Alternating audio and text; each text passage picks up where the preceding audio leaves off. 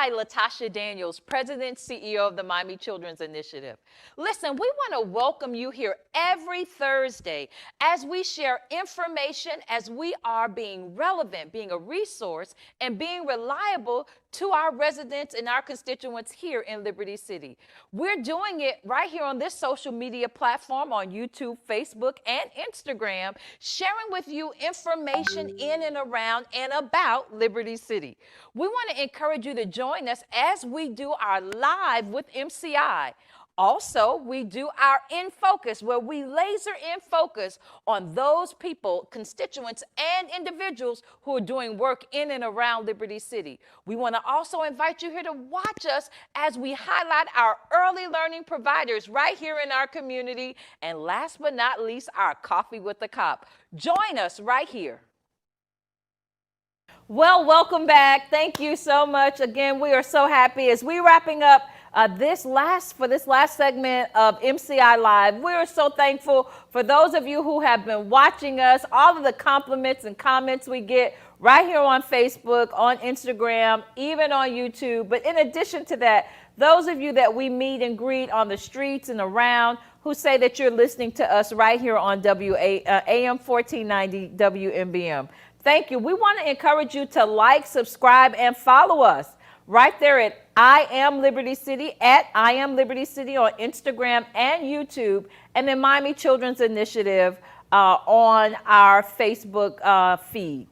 So now, as we are wrapping up the summer and we are right here in the first week of August, we are so thankful and so fortunate for the partnership that our organization had with the Miami-Dade County Public Schools that provided us an opportunity to hire, through the Children's Trust, to hire summer interns. And it is my distinct pleasure to present to you the Miami Children's Initiative Summer Interns, for them to share who they are, what their experience was, and potentially what their future shall hold.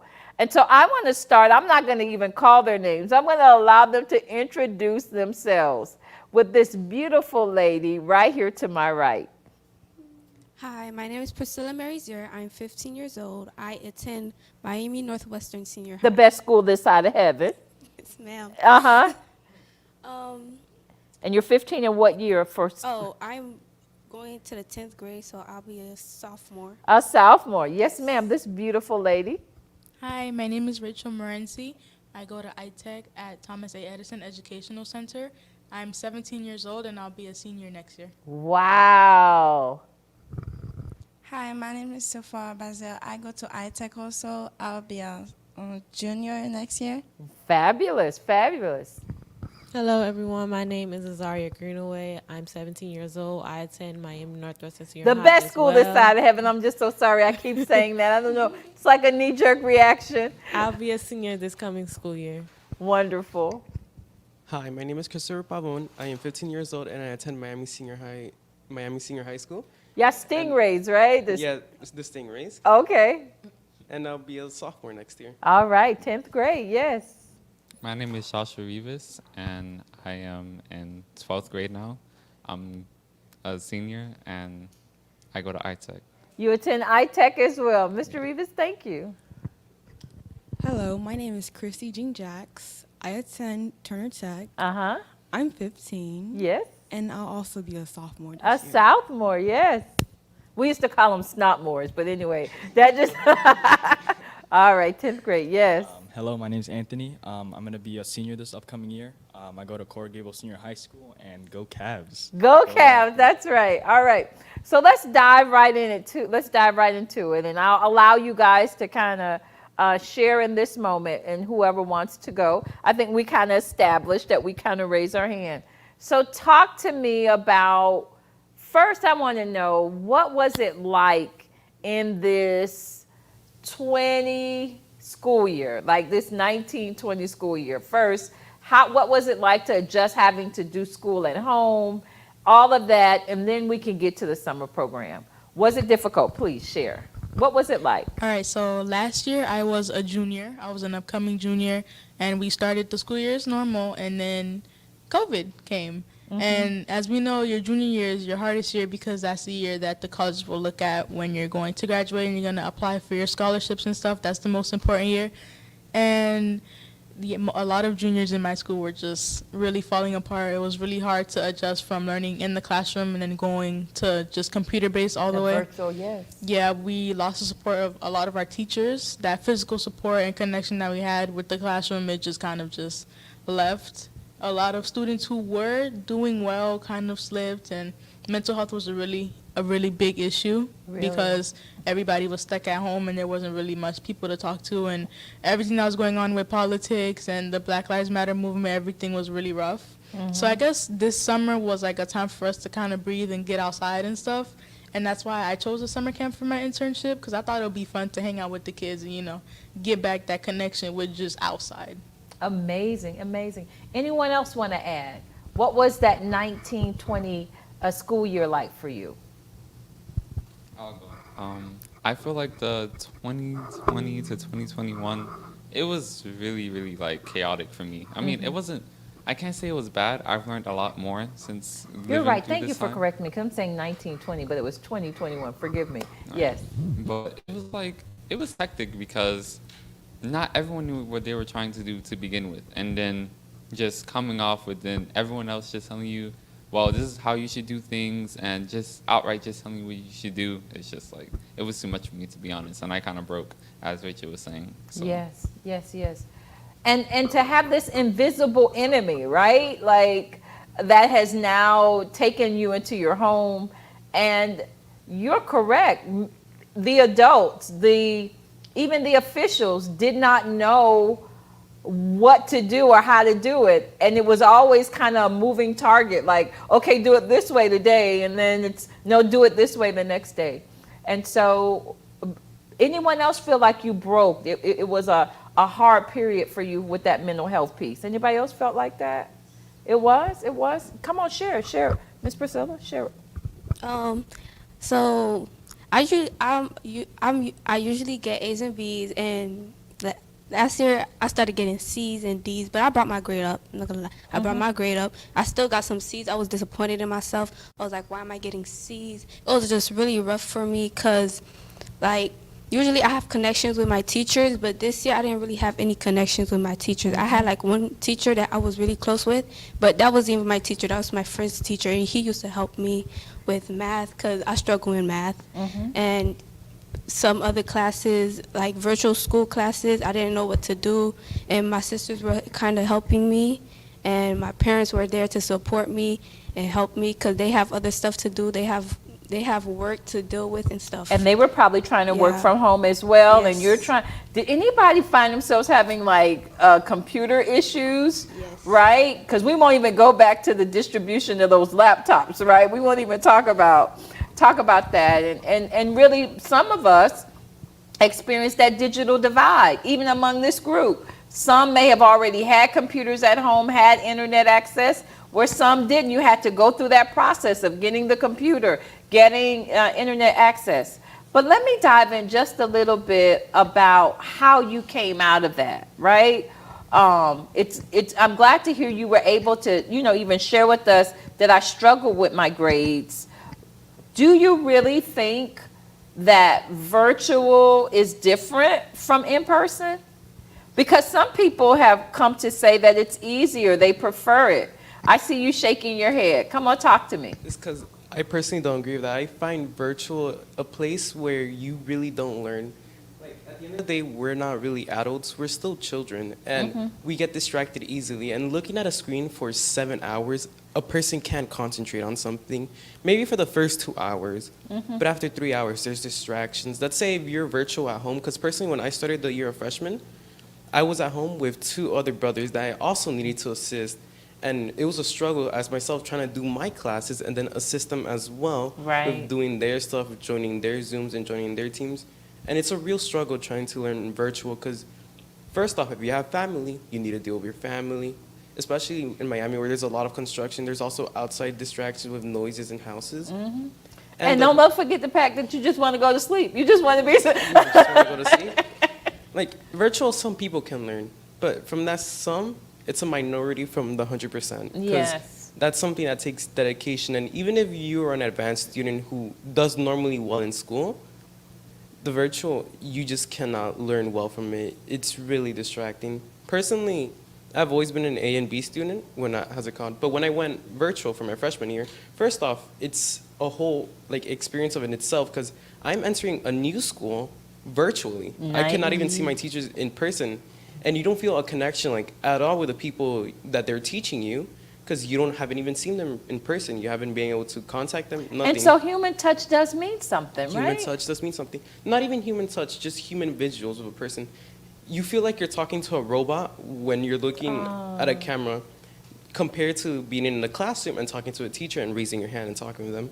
And personally, the whole virtual part of the beginning of the 2020 to 2021 school year, it was horrible. It was painful. Let me hear from you on the end. How was your experience?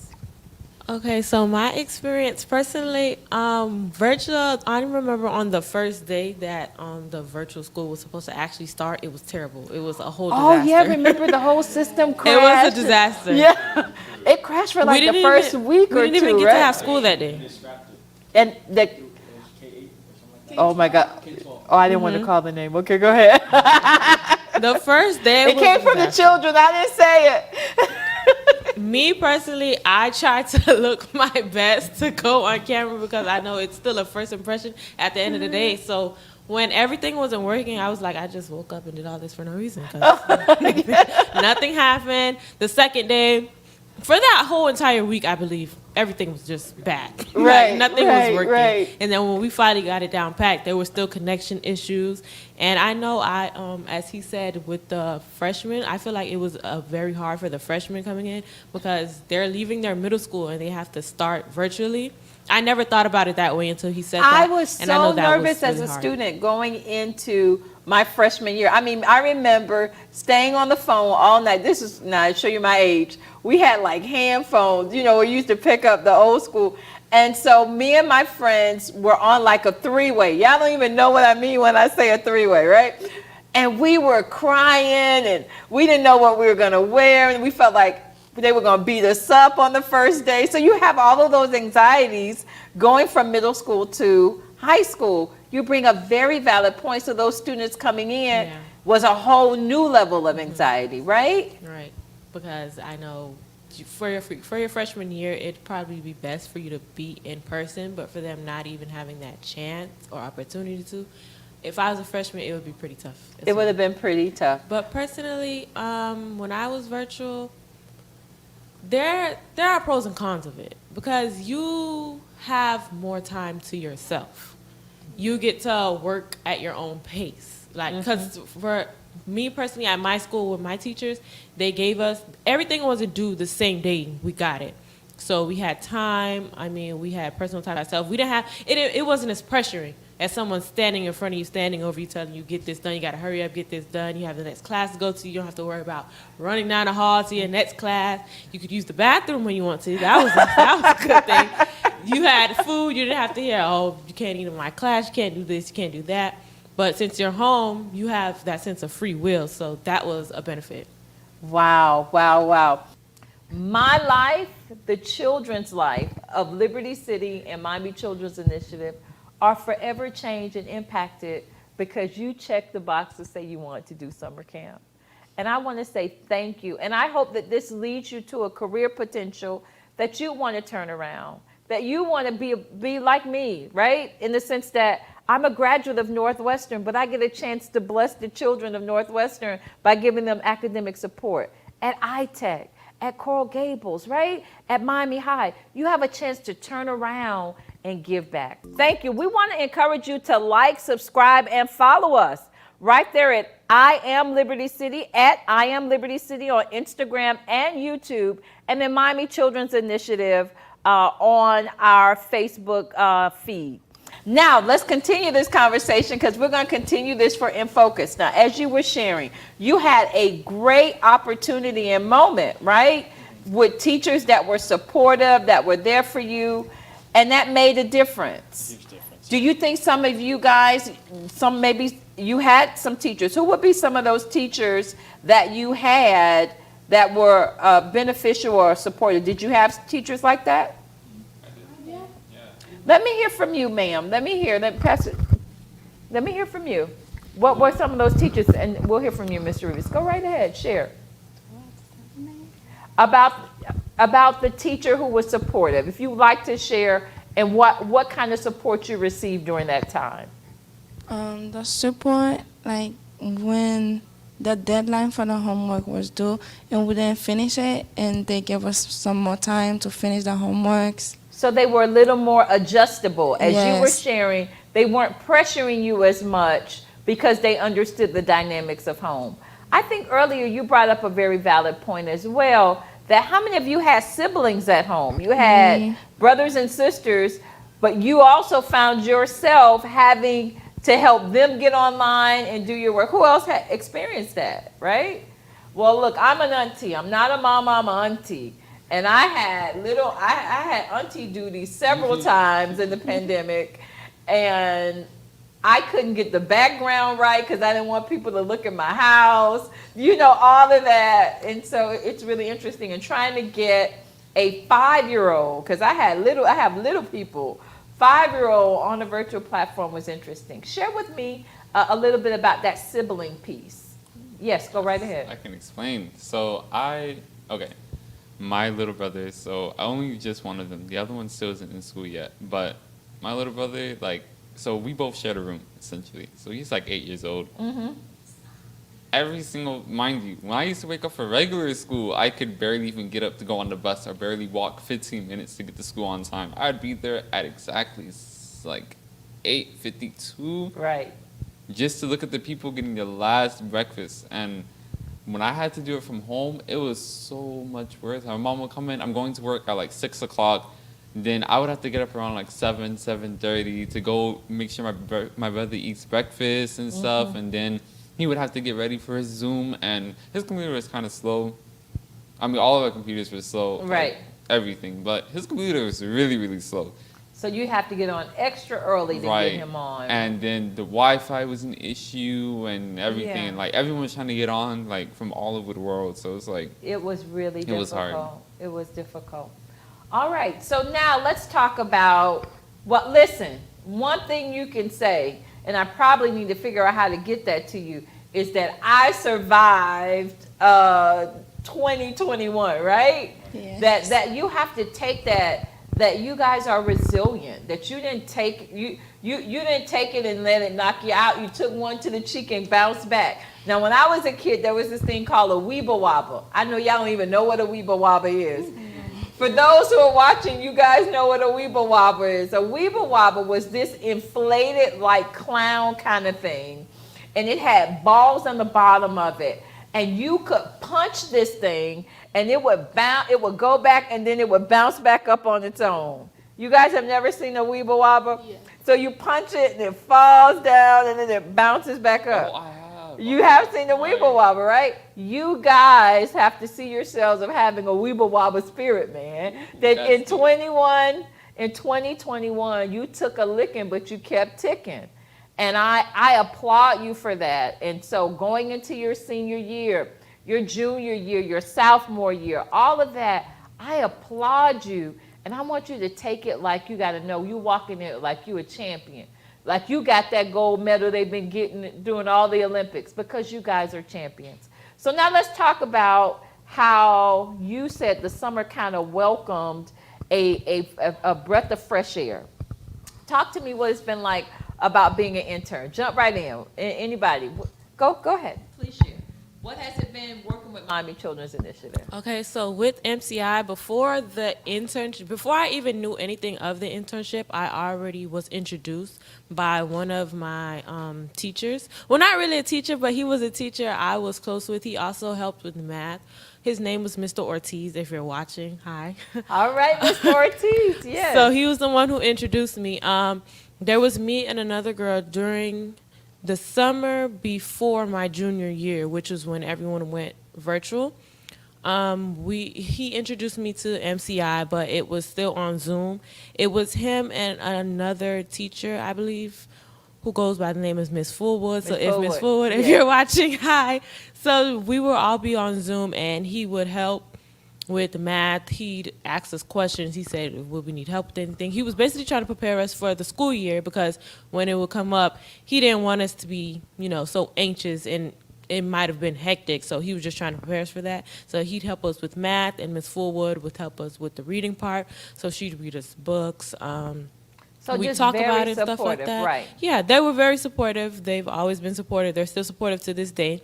And he's the one who introduced me. I gotta say thank you. Those are our teachers for our Miami Children's Initiative program at Northwestern. They are phenomenal, and I applaud them and appreciate them. But talk to me about your experience here for the summer, because I only got 5 minutes and I got to get all of you guys. So my experience was good. It went pretty smoothly. When I signed up to be at the summer camp with the kids, it was very nice. I made a lot of connections with the children. One in specific, I believe her name is Deasia. We went on a field trip to the skating rink, and she's the one who encouraged me to skate. She would not go without me. She was like, come on, you got to go with me. You got to go with me. So she's the one who encouraged me to get on there. And I thought I was going to fall, but she didn't fall, and I didn't fall. So we were basically there encouraging each other, because there was a lot of them who did not know how to skate. So it's what we call peer-to-peer mentorship, right? Where you find yourselves with each other, encouraging each other. And that was one of the benefits for us for you to demonstrate your ability to lead and encourage, but also you never know, the littlest people can be your biggest encouragement. Someone else share with me about their summer experience and what it was like working for Miami Children's Initiative. So in the MCI, I work in the community center. Mm-hmm. However, the way it planned out, I ended up working in all 3 different sectors of the MCI. I ended up working in the office, The administrative, yeah. in the school, and then obviously in the community center. And all 3 were different experiences. But for me, the one that was personally more memorable was the school. It's exciting seeing kids have fun over the summer, because last summer was definitely a summer that was gloomy, where you didn't see kids at parks, everybody was indoors. So seeing this summer, having kids go to different places like Miami Aquarium, and then going ice skating and seeing the smiles and cheer and laughter, especially from the most littlest ones, it's a really beautiful sight. And seeing them see you as adults next to them, taking care of them, that's also beautiful. It's rewarding. But also, you can see that no matter where you come from, your zip code doesn't define you, right? That we all commonly want the same thing. We all want to be successful. We all want to laugh. We want to love, and we want to live. And so you brought your experiences to Liberty City, to MCI, and we are so thankful. I got 2 minutes, so I got one more comment, and then I'll have to wrap up. Who'd like to close us out in comment and sharing? She hasn't said one word. You thought I was going to skip you now. There we go. All right. So my experience at this internship for MCI was amazing, especially yesterday. They surprised me with a surprise party. Yeah. Like, I did not know. Yes. So, especially, I didn't even know that the kids really felt this way about me. Yes. They told me they loved me, and I don't really bond with my siblings because Yes. everybody does what they do. But it was much a new experience for me, and I really liked that. Yeah, and you see that the smallest thing impresses a life. And one of the things is just being present. And that's all they want. So listen, my life, the children's life of Liberty City and Miami Children's Initiative are forever changed and impacted because you checked the box to say you wanted to do summer camp. And I want to say thank you. And I hope that this leads you to a career potential that you want to turn around, that you want to be like me, right? In the sense that I'm a graduate of Northwestern, but I get a chance to bless the children of Northwestern by giving them academic support. At iTech, at Coral Gables, right? At Miami High, you have a chance to turn around and give back.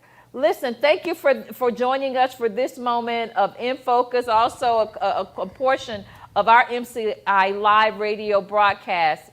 We want to thank you. I celebrate these teens. If you want to know more information about Miami Children's Initiative, the work that we're doing and how we're changing lives, we want to encourage you to go to MiamiChildren'sInitiative.com. We want you to like, follow, and subscribe to us on YouTube at I Am Liberty City and Miami Children's Initiative.